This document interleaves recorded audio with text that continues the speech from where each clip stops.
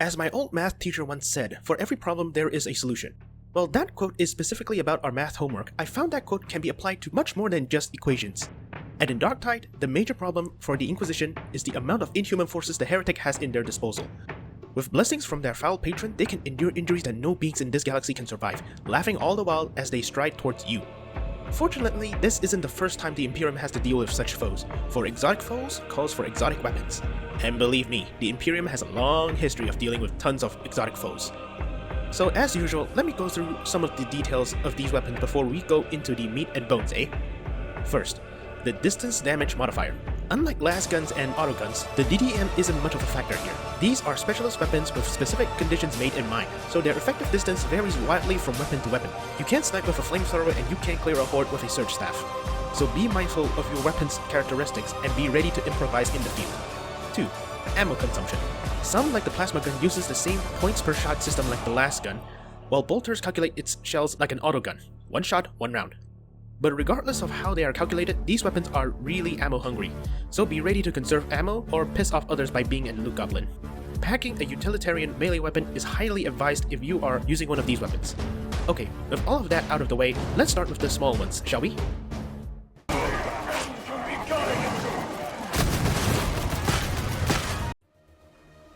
The bolter, the Hammer of Angels, the Emperor's Wrath, the iconic weapon of the Warhammer 40k IP. You can't skim through something 40k related without seeing these babies in the hands of an Imperium's character. Well, I'm happy to inform you that as I'm writing this video script, there are 2 bolt weapons for us to use. Will they introduce another in the future? I can't say for sure, as I don't know jack about divination. But going by Fat Shark's habit of having a light, medium, and heavy variant for most ranged weapons, I won't rule out that possibility just yet. Also, there has been a consistent aim issue with the bolt weapons as of late. After the first shot, the aim will be off by some margins. It won't be a problem if your targets are close to mid-range, but don't expect to land consistent shots against long-range foes.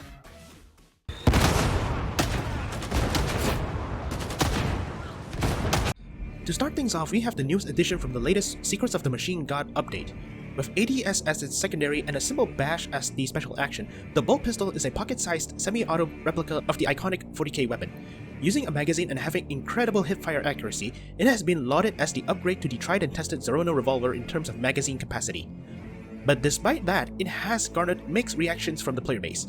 In the positive camp, many praised it as the answer to the most glaring problem about the Zerona revolver, namely the magazine capacity and the reload speed. Using a magazine of 8 rounds and reloading by swapping a mag, the bolt pistol allows the user to fire more consistently and quickly, increasing damage potential. Plus, the bolts themselves explode under specific conditions, making them semi-useful in dealing with a horde and a good generalist weapon to have. In the negative camp, the gun does have the worst traits of the bolter. The spread and sway while ADS is horrendous, and despite having a magazine, your ammo reserves isn't that big. Secondly, despite being a bolt weapon, this gun requires multiple body shots to put something down, incentivizing players to aim for the head for maximum efficiency. Coupled with the awful sway on repeated shots, makes accurate shooting with this bolt pistol hard, if not difficult, to pull off against faraway targets. The only tip I can give with this weapon is to stand still before shooting. The sway really shows itself when you're moving while ADS, and regardless of character class, you don't want to waste ammo while carrying a bolt weapon.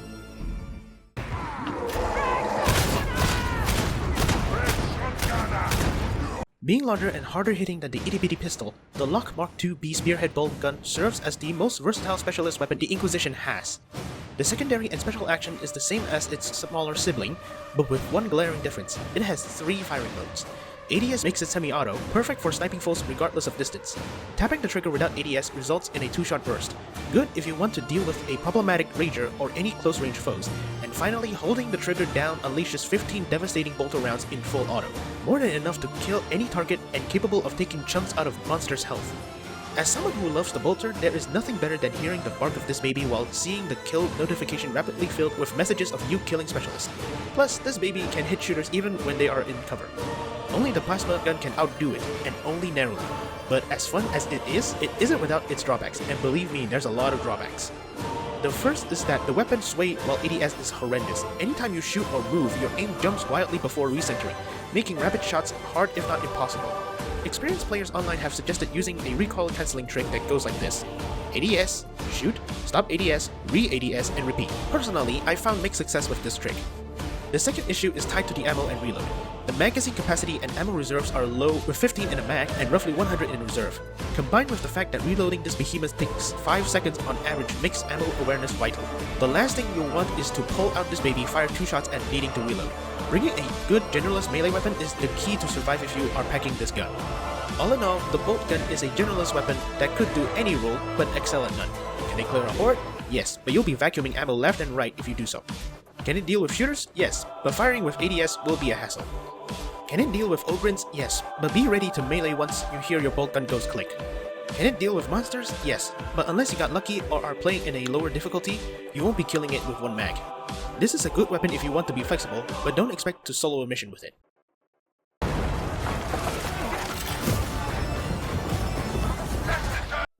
Fire, Faith, and Fury. These 3 words pretty much sums up the 40k universe as a whole. Surprisingly, it is also the most effective method to deal with your enemies. In the early stages of this war, Faith and Fury allowed us to secure some zones on Atoma, but to expand and beat back the foe we need to rely on the tried and tested fire. Luckily for us, we have something to kill 2 cancer-ridden birds with 1 fiery stone, the Artemia Mark III Purgation Flamer. If the name hasn't clued you in, this is a handheld flamethrower that spews thrice-blessed promethium at whatever you're pointing at, bathing them in holy fires and burning them to a harmless crisp. The primary action is a simple high-pressure squirt that inflicts minor amounts of burn but with high stagger, while the secondary action has you shoot out a continuous stream of fire more akin to a traditional flamethrower that builds burn stack like crazy at the cost of having no stagger at all. The special is of course a simple bash with the weapon itself, good for creating room to pull out your melee should you need it. When it comes to clearing hordes in close confines, there are few human weapons that can rival the Flamer. Point this baby at a choke point or a corridor and you can forget the chaff pouring out of that direction. Plus, the primary squirt can stagger all human enemies. With good spatial awareness, you can crowd control even Rager packs, ensuring they cause minimum trouble while they die by your flames or by your teammates' attacks. However, this is where the praises end, for every rose has its thorns. The first obvious downside to the Flamer is that it is a flamethrower. It can only spew flames up to a certain distance. Beyond that limit, and you're just wasting promethium. This means against shooters, gunners, shotgunners, or any other long-range foes, you either have to bum rush towards them by crossing no man's land, or back up to a location where they would have to come to you, wasting time and prolonging the mission. Not something everybody appreciates, mind you. The second downside is that the Flamer kinda sucks against anything that's not chaff, ogrins, bosses, and monstrosities being chiefly among them. The weapon relies on the burn stack to kill the enemy by 1,000 cuts. Against something with limited health, the Flamer is perfect. But point this against something with more health and / armor, and you'll have a tough fight on your hands. The third downside is mostly based on my experience, but I'll include it anyway. This Flamer, if spammed, can be really ammo hungry. The crowd control and damage over time potential for this weapon is enormous, but building that burn stack takes a lot of promethium, especially against ogrins and monstrosities. Knowing when to use it can be as vital as how to use it. The best advice I can give to anyone using the Flamer is to get the Blaze of Faith Blitz to compensate for the lack of range attacks. It won't solve the range issue, but you'll have more options in the heat of battle. Either that or just stick to another player with a lasgun or autogun. I mean, this is a team-based shooter after all.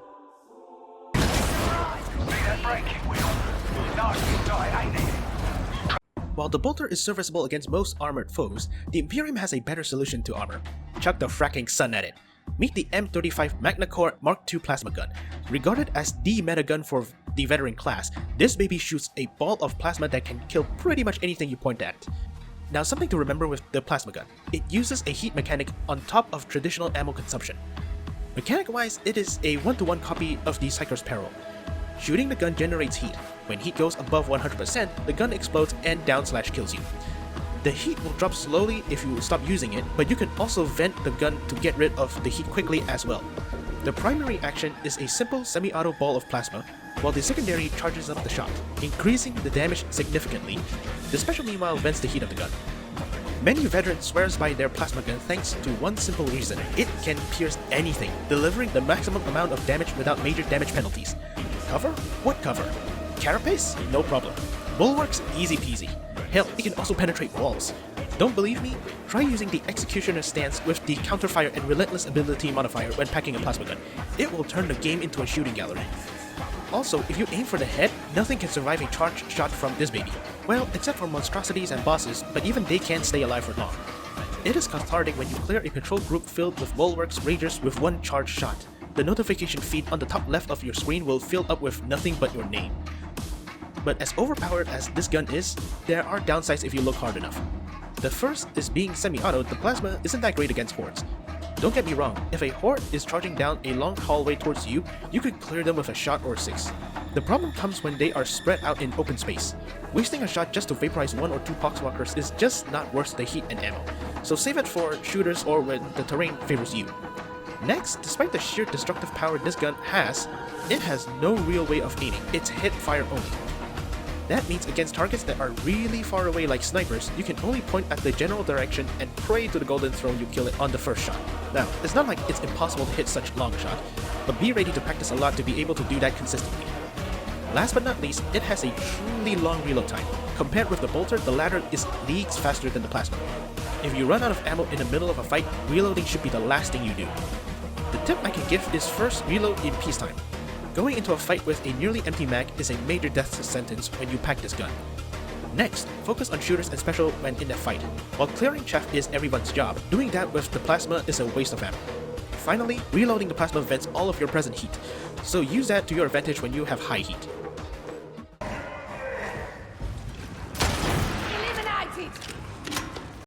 A new and interesting addition thanks to the Secrets of the Machine God update, the Assault Shotgun is, as you can see, a simple double-barreled shotgun. Primary action fires one barrel at a time, while secondary has you brace the gun and fire both barrels simultaneously to double the damage. The special, however, is a high stagger bash that is spammable.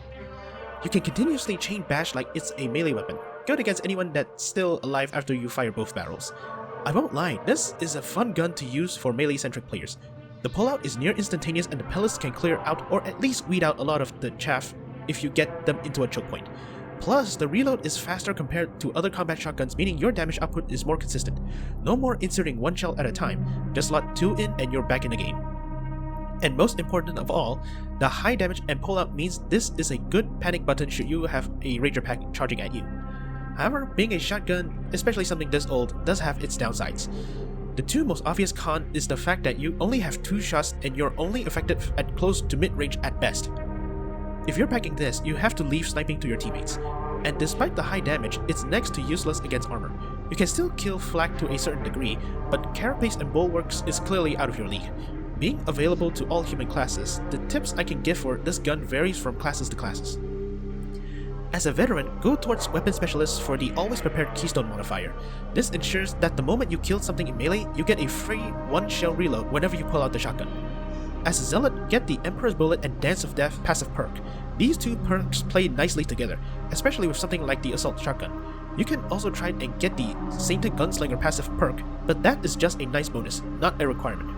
As a Psyker, just have Brain Burst or Assail to deal with long-range foes. Also, a final tip, regardless of class, bring along a melee weapon capable of dealing with carapace. You don't want to be completely helpless when a conga line of crushers lumber towards you.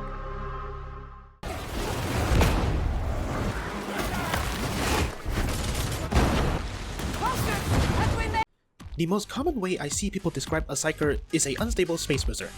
Well, that's abbreviating it somewhat. It does get the message across and understood by many who have no idea about the 40k universe. And what is a wizard without a magic staff, eh? Now, some tidbits about the Force staffs to you all. Being a magic staff, it theoretically has infinite ammo and no need for reloads. But to balance things out, each staff is tied to your Psyker's peril. Using a staff is like using your blitz. Using it generates peril. The more you use it, the more peril you'll gain. Go over 100% peril and boom, you're down or dead.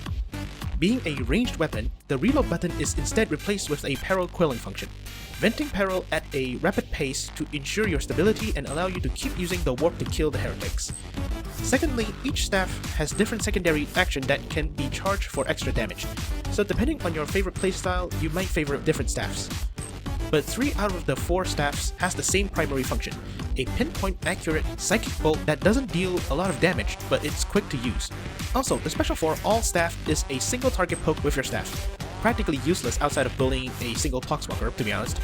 Now, with that general info out of the way, let's get into our first staff.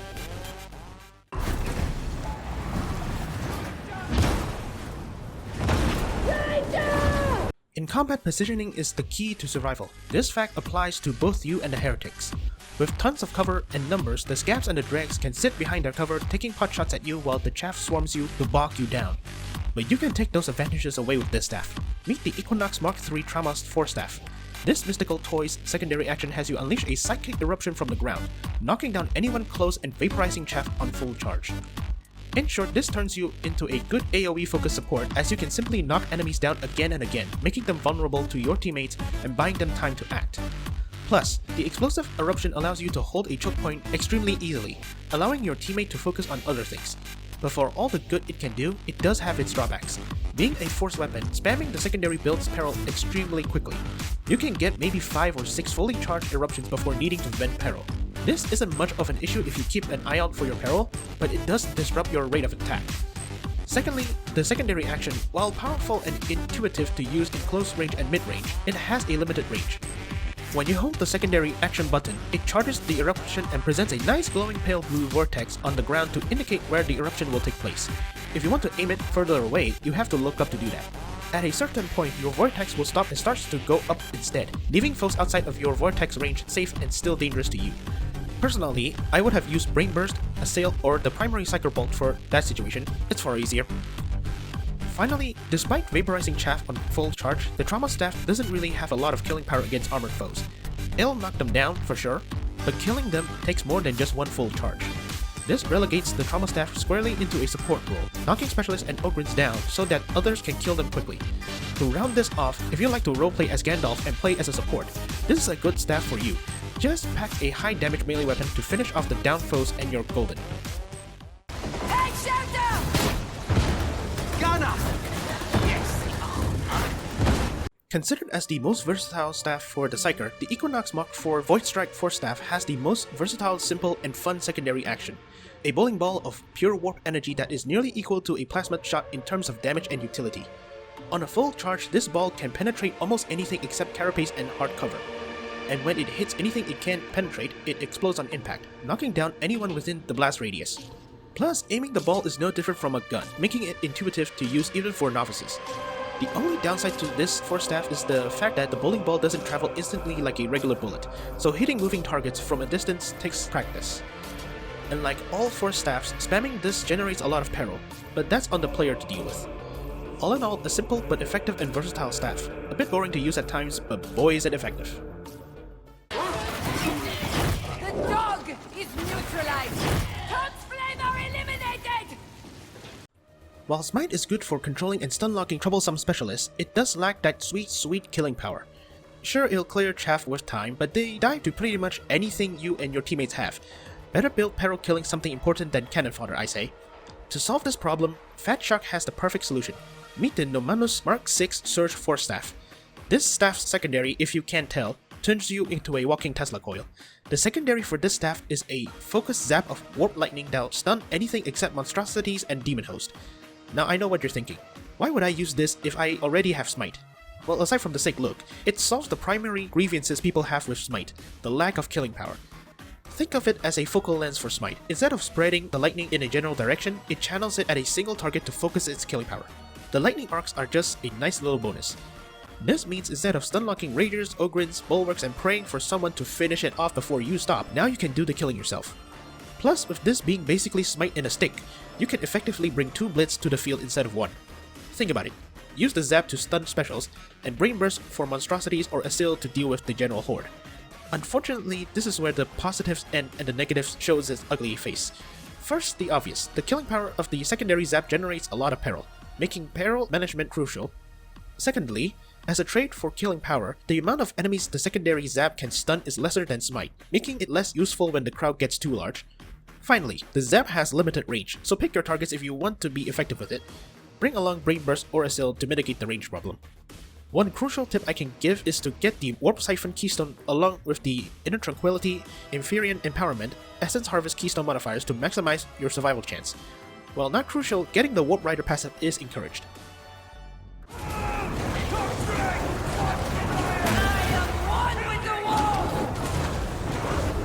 As a Psyker, you have access to a unique mechanic called Soulblaze, a damage over time debuff that works identically to the burn mechanic other classes can inflict. And what better way to exploit this mechanic than the Rifthaven Mark II Purgatus Force Staff? Functionally and mechanically identical to the Zealot's Flamer, the Purgatus staff has an advantage that it needs no ammo. Instead, it's linked to your peril, and if you are good at managing your peril, your rate of attacks will be unending. With primary being a high stagger squirt of warp flame and a secondary flame stream that stacks Soulblaze like nobody's business, the Purgatus staff can turn you into a close quarters cleaner with the right passive nodes. The downside is pretty obvious, but as a Psyker, you do have options to mitigate them compared to the Zealot.